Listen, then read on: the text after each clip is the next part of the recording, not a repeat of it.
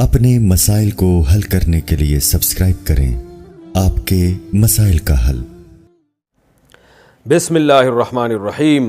Doctor فرحت ہاشمی کے lecture سننا۔ یہاں پر قرآن پاک کی تعلیم کا کوئی باقاعدہ ادارہ نہیں ہے۔ ڈاکٹر فرحت ہاشمی کی طالبات ہمیں واٹس ایپ گروپ پر قرآن پاک کی تعلیمات دیتی ہیں۔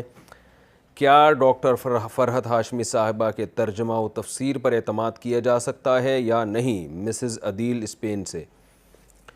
ڈاکٹر فرحت ہاشمی کے جب سے لیکچر شروع ہوئے ہیں الحمدللہ بہت ساری خواتین نے پردہ کیا ہے۔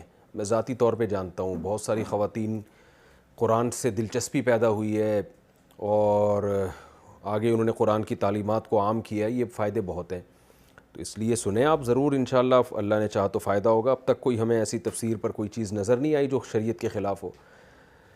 لیکن یہ بات ضرور ہے کہ مسائل جو ہے نا، فقہی مسائل، وہ ریلائبل مفتی سے پوچھنے چاہیے۔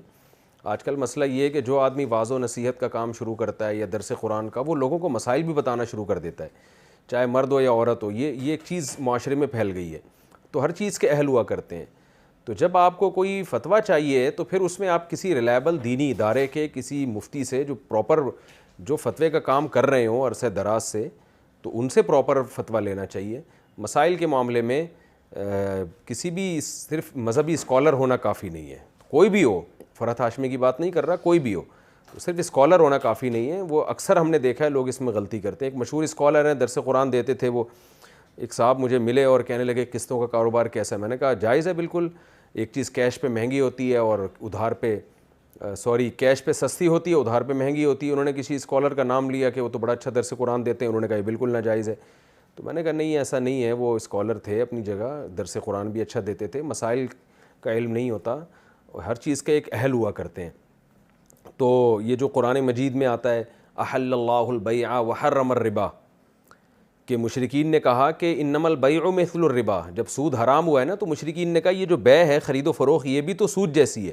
تو بعض مفسرین نے لکھا ہے کہ وہ قسطوں کے کاروبار ہی کے بارے میں مشرکین نے اعتراض کیا تھا کہ اگر آپ سود کو حرام دیتے ہیں تو قسطوں پہ بھی تو چیزیں مہنگی بکتی ہیں۔ تو اس کے اللہ نے کیا جواب دیا؟ احل اللہ البیع، بھائی وہ خرید و فروخت کا معاملہ ہو رہا ہے، وہ جائز ہے، اور سود کا معاملہ وہ حرام ہے۔ تو اللہ نے فرق رکھا ان میں، ایک کو حلال قرار دیا، ایک کو حرام قرار دیا۔ تو مسائل کے معاملات میں جو آج کل جو بہت سارے اسکالرز یا درس قرآن دینے والے لوگ ہیں، جب تک وہ ریلائبل مفتی نہ ہو، کسی دینی ادارے سے پراپر فارغ نہ ہو، کسی مفتی کی نگرانی میں فتوے کا کام نہ کیا ہو، اس وقت تک مسائل نہیں پوچھنے چاہیے ان سے، خاص طور پہ جو پیچیدہ مسائل ہیں یا اختلافی مسائل ہیں، ان میں اکثر یہ حضرات غلطی کر جاتے ہیں۔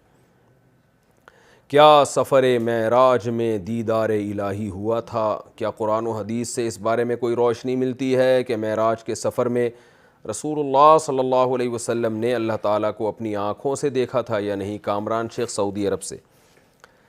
دیکھیں اس پہ دلائل سے تو میں بعد میں کسی وقت ریکارڈ کروا دوں گا پوری تفصیل سے، لیکن اس میں دونوں رائے ہیں علماء کی۔ بعض علماء کہتے ہیں نبی صلی اللہ علیہ وسلم نے اپنی آنکھوں سے دیکھا تھا، بعض کہتے ہیں نہیں دیکھا تھا۔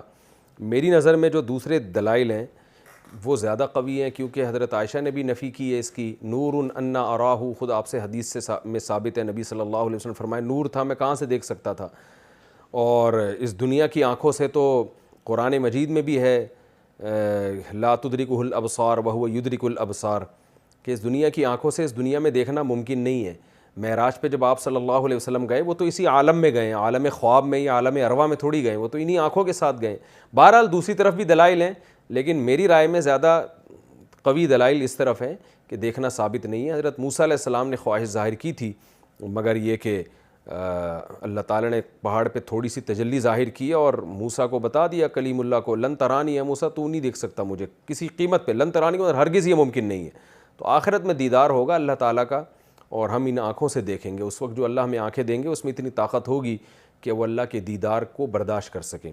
دنیا کی آنکھوں سے دیکھنا قرآن و سنت سے پتہ چلتا ہے کہ یہ ممکن نہیں ہے، لیکن بہرحال اگر کوئی دوسرا قول بھی اختیار کرتا ہے، اس کی رائے میں وہ زیادہ قوی ہے، تو اس میں گورنمنٹ کی طرف سے کوئی پابندی نہیں ہے، ان چیزوں میں ہمیں لڑنا نہیں چاہیے۔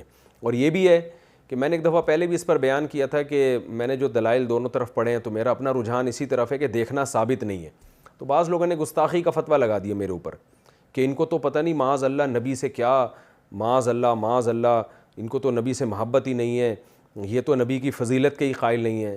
او بھائی، نبی کی فضیلت جو قرآن و سنت سے صحیح احادیث سے ثابت ہوگی, نبی نے بتایا ہوگا, ہم اس کے قائل ہوں گے نا. اگر میری رائے میں کوئی بالکل بے غبار اور واضح حدیث نہیں ہے اس بارے میں, دیدار کے بارے میں, تو اس میں توہین کی کہاں سے بات آ گئی؟ ہم نبی کی فضیلت کے قائل ہیں. سب سے بڑی فضیلت آپ کی, آپ اللہ کے پیغمبر ہیں, آپ اللہ کے رسول ہیں, آپ اللہ کے سفیر ہیں, اور ایسے سفیر کہ آپ صلی اللہ علیہ وسلم نے فرمایا لو کان موسیٰ حیا لما وسعہ الا اتباعی. آج موسیٰ بھی زندہ ہو جائیں تو مجھے فالو کیے بغیر نجات نہیں ہو سکتی ہے. کتنی بڑی فضیلت ہے. تو جو فضیلتیں ہمارے نبی کی ثابت ہیں وہ خود اتنی بڑی فضیلت ہیں کہ اس سے بعد اگر کوئی کسی ضعیف حدیث کی بیس پہ یا ایسی حدیث جو واضح نہیں ہے اس کی بیس پر اس روایت سے ثابت ہونے والے مضمون کا اگر کوئی انکار کر دیتا ہے تو اس سے پیغمبر کی توہین کا کوئی پہلو نہیں نکلتا. اس لیے ہمیں رسول اللہ صلی اللہ علیہ وسلم سے محبت ہے. آپ سرور کائنات ہیں, آپ سید الانبیاء ہیں, آپ تمام پیغمبروں میں سب سے افضل ہیں. اور سب سے بڑی بات, بعد از خدا بزرگ توئی قصہ مختصر, اللہ کے بعد اس کائنات میں سب سے بڑا مقام اگر کسی کا ہے تو سید الانبیاء حضرت محمد صلی اللہ علیہ وسلم کا ہے. تو یہ فضیلت ہے. تو اگر کوئی ان بیسس پہ انکار کرتا ہے کہ بھئی دیکھنا ثابت نہیں ہے تو کم از کم اس پہ توہین کے فتوے نہ لگایا کریں. ایسے تو کوئی خود سے بہت سارے فضائل گڑ کے بیان کرنا شروع کر دے اور جب علماء انکار کریں تو آپ ان پہ توہین کے فتوے لگا دیں, تو یہ تو پھر ایک تو شرعی حدود سے تجاوز ہو جائے گا. بہرحال مسئلہ اختلافی ہے. میں نے کہا کہ دوسری طرف بھی علماء کی رائے موجود ہے, تو اگر کوئی وہ رائے رکھتا ہے تو اس میں کوئی حرج نہیں ہے. کس عالم کی تفسیر سنیں؟ کیا میں ڈاکٹر اسرار احمد برہوم کی قرآن مجید کی تفسیر سن سکتا ہوں؟ اگر نہیں تو پھر کون سی تفسیر سننا میرے لیے بہتر ہے؟ مصطفیٰ صاحب ممبئی سے. ڈاکٹر اسرار احمد کی تفسیر بھی سن سکتے ہیں, اور باقی بہت ساری تفسیریں, میری بھی اپنی اب تفسیریں ریکارڈ ہو رہی ہیں, اور ابھی رمضان میں انشاءاللہ ہم اس کو باقاعدہ سیریل وائز ہم اس کو ریکارڈ کروائیں گے. فرسٹ رمضان سے شروع ہو جائے گا سلسلہ انشاءاللہ, وہ بھی سن سکتے ہیں. اور بہت سارے علماء کی تفسیریں, شیخ القرآن مولانا اسلم شیخو پوری شہید رحمۃ اللہ علیہ, ان کی بھی درسقرآن.com پہ ان کی بھی تفسیروں کے لیکچر موجود ہیں. تو سب ٹھیک ہیں, سب کے سن سکتے ہیں. البتہ مسائل جہاں بھی آئیں گے یاد رکھیں, تفسیر آپ کسی کی بھی سنیں, لیکن جب فقہی مسائل کا مسئلہ آئے گا تو پھر یہ مفتیوں سے, علماء سے پوچھنا ضروری ہے, باقاعدہ ایسے مفتی جو کسی مستند ادارے سے فارغ ہوں. لیٹ کر بیان سننا. سید ریحان علی انڈیا سے کہتے ہیں, میں رات کو سونے سے پہلے بیان سنتا ہوں. میں نے مسجد میں کئی بار امیر صاحب کو کہتے ہوئے سنا ہے کہ بیان سننے کا جو طریقہ ہے اس طریقے سے بیٹھیں. تو ہم جو موبائل میں بیان سنتے ہیں تو کیا وہ لیٹے ہوئے سن سکتے ہیں؟